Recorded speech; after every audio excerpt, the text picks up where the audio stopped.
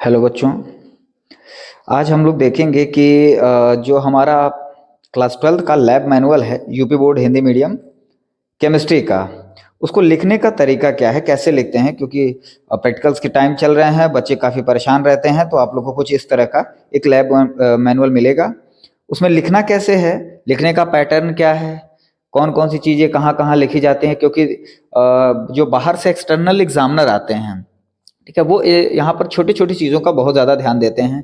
और एक कहाँ कहाँ से वाइवा में कौन कौन से क्वेश्चन आ जाते हैं, ये सारी चीज़ें हम लोग आज के अपनी क्लास में देखते हैं। ठीक है, तो इस तरह का आपका अपना एक लैब मैनुअल होगा। इसमें शुरुआत में हम क्या कर देखते हैं, यहाँ पर लिखा हुआ है विद्यार्थी द्वारा किए गए प्रयोगों का रिकॉर्ड। मतलब अंदर जो आपकी कॉपी है, लैब मैनुअल है, उसमें किस डेट में और किस पेज नंबर से किस पेज नंबर तक आपने कौन सा प्रैक्टिकल किया गया है, वो सारी चीज़ें हम लोग यहाँ पर लिखते हैं। ठीक है, जैसे यहाँ पर एक टेबल बना हुआ है, क्रम संख्या 1, प्रयोग का शीर्षक, दिए गए लवण में से एक अम्लीय मूलक तथा एक क्षारीय मूलक की पहचान करना। ठीक है, अम्लीय मूलक और क्षारीय मूलक ये आप कम से कम 5 या 6, ठीक है, ये आपका सॉल्ट एनालिसिस एक्सपेरिमेंट कहा जाता है, 5 या 6, ठीक है, जितना आपके विद्यालय में कराया गया हो उतना यहाँ पर लिख दिया जाता है। ठीक है, अंदर कॉपी में कैसे लिखा गया है वो अभी आपको दिखाया जाएगा।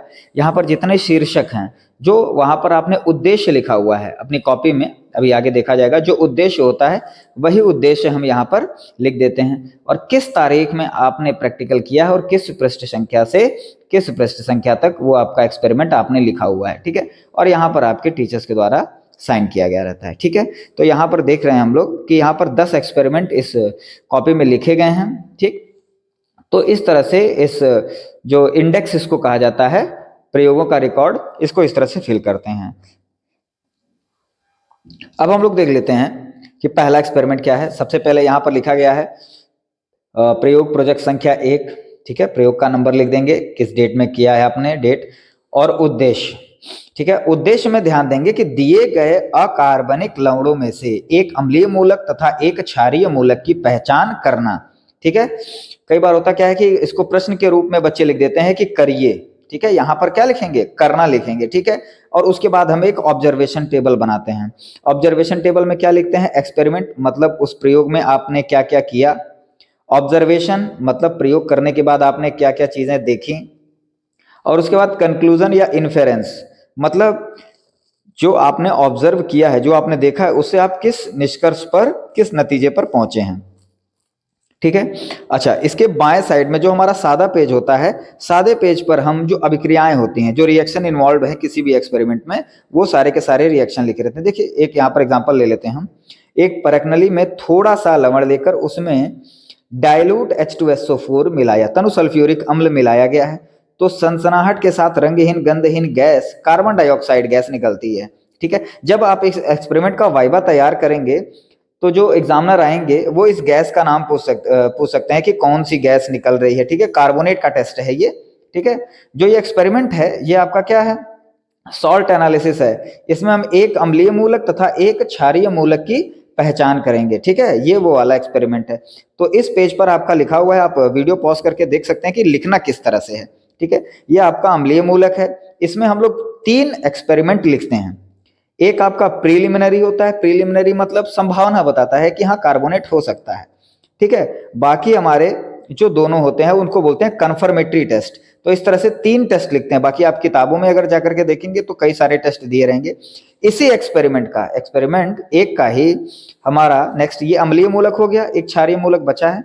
यहाँ पर देखिए दूसरे पेज पर दिया हुआ है क्षारीय मूलक की पहचान करना। ठीक है, तो अम्लीय मूलक कौन सा था, कार्बोनेट। क्षारीय मूलक देखिए यहाँ पर टोटल 4 मैंने बताया था, मिनिमम 3 आपको लिखने हैं। यहाँ पर देखिए बच्चे ने क्या लिखा हुआ है, 4 एक्सपेरिमेंट लिखे हुए हैं। ठीक है, एक परखनली में लवण को लेकर सोडियम हाइड्रोक्साइड मिलाकर गर्म किया है। ठीक है, गर्म करते हैं, तीक्ष्ण गंध वाली अमोनिया गैस निकलती है, अमोनिया संभव। ठीक है, अमोनिया गैस से लग सकता है कि हाँ भाई अमोनिया हो सकता है इसमें, और यहाँ पर जितनी अभिक्रियाएं हैं। ठीक है, ये हमारा लिखने का तरीका। लिखने का तरीका वही होगा, एक अम्लीय मूलक लिखेंगे, एक क्षारीय मूलक, तथा उसके बाद क्या करेंगे, यहाँ पर लिखते हैं परिणाम। अम्लीय मूलक हमारा क्या था, कार्बोनेट मूलक CO3 2-। क्षारीय मूलक क्या था, अमोनियम आयन। ठीक है, लवण कौन सा था हमारा, अमोनियम कार्बोनेट। यहाँ पर परिणाम हम लोग लिख देते हैं और यहीं पर आपके टीचर्स क्या देंगे, अपने रिमार्क्स दे देंगे, अध्यापक हस्ताक्षर दिया हुआ है। इस तरह से ये हमारा एक एक्सपेरिमेंट, सॉल्ट एनालिसिस का एक एक्सपेरिमेंट पूरा होता है। ठीक, अच्छा, इसके बाद इस तरह से हमारे कई सारे एक्सपेरिमेंट है, सब के सब देखिए एक अम्लीय मूलक है, आई थिंक ये हमारा लेड एसीटेट होगा, हाँ ये लेड एसीटेट ही है। ठीक है, एक अम्लीय मूलक का एक्सपेरिमेंट, यहां पर अभिक्रिया लिखेंगे, एक क्षारीय मूलक, ठीक है, और अभिक्रिया।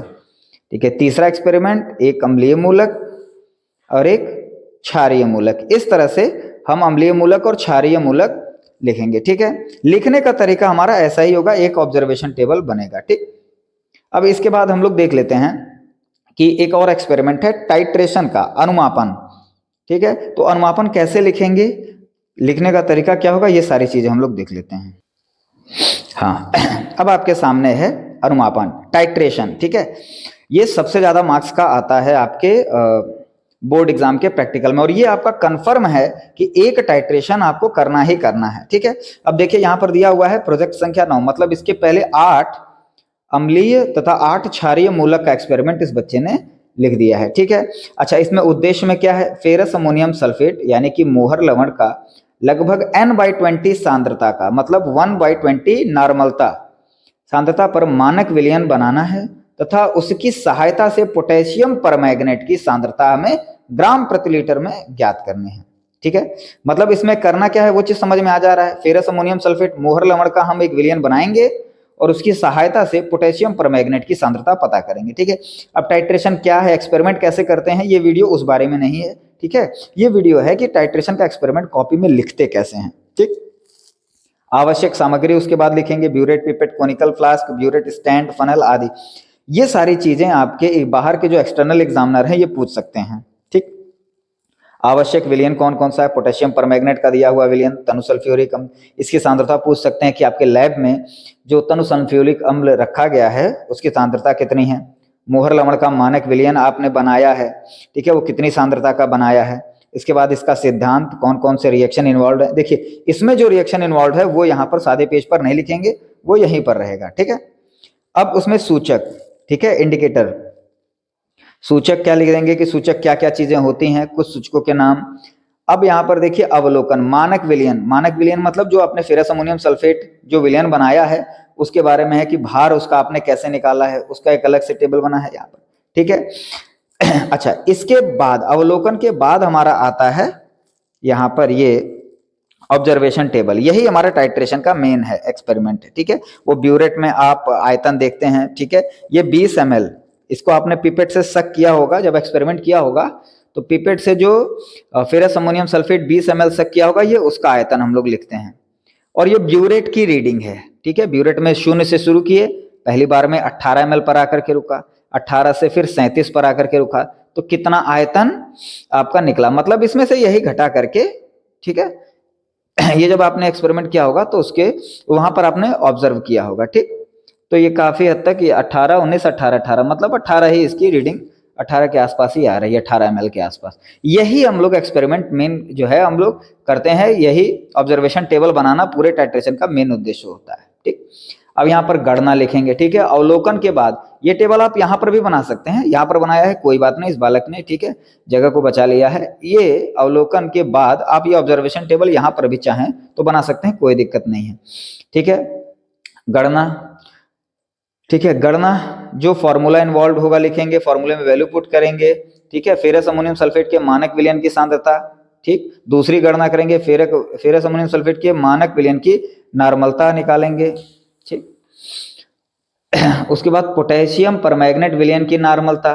ठीक, यहां तक नॉर्मलता तक आ जाता है, लेकिन हमारा जो मेन उद्देश्य हम लोगों ने लिखा था उसमें जो सांद्रता थी, सांद्रता को हम किस में निकालेंगे, ग्राम पर लीटर में। ठीक है, और उसके बाद हम लोग लास्ट में लिख देते हैं परिणाम, पोटेशियम परमैंगनेट के दिए हुए विलयन की सांद्रता 5.37 ग्राम पर लीटर। ठीक है, तो एक बार और देख लेते हैं कि करना क्या है। 3 पेज का ही एक्सपेरिमेंट है, आपको लिखना है। ठीक है, उद्देश्य लिखेंगे, आवश्यक सामग्री, आवश्यक विलयन, सिद्धांत, सूचक, उसके बाद आप अवलोकन, उसके बाद अवलोकन तालिका मतलब ऑब्जर्वेशन टेबल, फिर गणना करेंगे और गणना करने के बाद लास्ट में हम लोग लिख देते हैं रिजल्ट। ठीक है, अब देखिए इस बालक को, हाँ सावधानियां, इस बालक को देखिए यहाँ पर गुड भी मिला हुआ है, मतलब ये जो आपका वीडियो आ रहा है, ठीक है, ये अच्छे बालक का ही है। यहाँ पर देखिए एक्सपेरिमेंट नंबर 10 है, फेरस अमोनियम सल्फेट मोहर लवण का लगभग m/20, मतलब वहां नॉर्मलता थी, यहाँ मोलरता आ गई है, ठीक है। सांद्रता पर मानक विलयन बनाना है और उसकी सहायता से पोटेशियम परमैंगनेट की सांद्रता पता करनी, मतलब एक्सपेरिमेंट वही है जो हम मानक विलयन बना रहे थे, उसकी सांद्रता बस बदल दी गई है, ठीक है।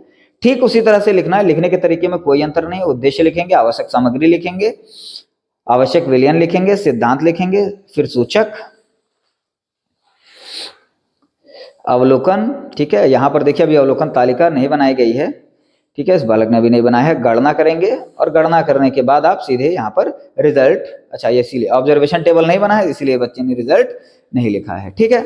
तो ये आपका, आपने देखा कि कैसे लिखते हैं हम लोग, जो है लवण में जो अम्लीय मूलक क्षारीय मूलक होते हैं उनका टेबल कैसे बनाते हैं और टाइट्रेशन एक्सपेरिमेंट कैसे करते हैं, ठीक है। जो नेक्स्ट वीडियो आने वाला है, ठीक, नेक्स्ट वीडियो जो भी हमारा आएगा उस नेक्स्ट वीडियो में हम लोग देखेंगे कि क्रियात्मक समूह का जो लिखने का तरीका होता है, ठीक है। क्रियात्मक समूह से रिलेटेड जितने एक्सपेरिमेंट है, टोटल 5 क्रियात्मक समूह हैं आपके सिलेबस में, उन 5 क्रियात्मक समूह को किस तरह से लिखा जाए कॉपी में, उसके एक्सपेरिमेंट को नेक्स्ट वीडियो में हम देखेंगे, ठीक है। तो तभी आएगा बेटा जब ये हमारा चैनल सब्सक्राइब कर लोगे और ज्यादा से ज्यादा बच्चों तक शेयर भी करोगे हमारा ये वीडियो, ठीक है। क्योंकि अब एक्सपेरिमेंट के टाइम में या प्रैक्टिकल के टाइम में आप लोग जानते होंगे कि कितना ज्यादा प्रेशर रहता है बच्चों पर, ठीक है, कि कैसे लिखें, लिखने का तरीका क्या है। तो ज्यादा से ज्यादा बच्चों को आप ये वीडियो अगर आप शेयर करते हो तो उन बच्चों का ही लाभ होगा, उन बच्चों को ही लाभ मिलेगा, ठीक है। तो ज्यादा से ज्यादा